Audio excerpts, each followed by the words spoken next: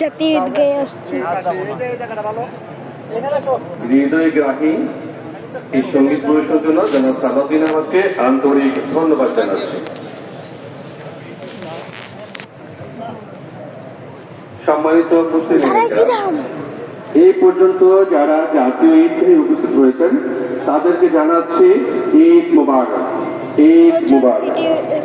প্রিয় মুসল্লিবৃন্দ, জাতীয় ঈদগাহে আজকের ঈদের জামাত সকাল 8:30 শুরু হবে ইনশাআল্লাহ। সাধারণ মুসলিমদের সাথে একই কাতারে জাতীয় ঈদগাহে উপস্থিত হয়ে নামাজ আদায় করবেন গণপ্রজাতন্ত্রী বাংলাদেশ সরকারের মাননীয় প্রধান উপদেষ্টা প্রফেসর ডক্টর মোহাম্মদ ইউনূস, বাংলাদেশের মাননীয় প্রধান বিচারপতি,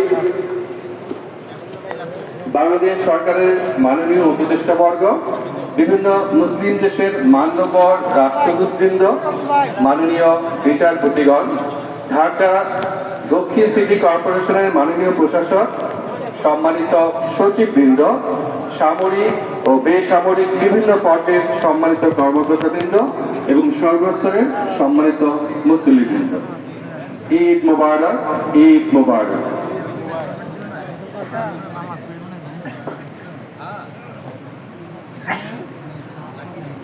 সম্মানিত উপস্থিতি,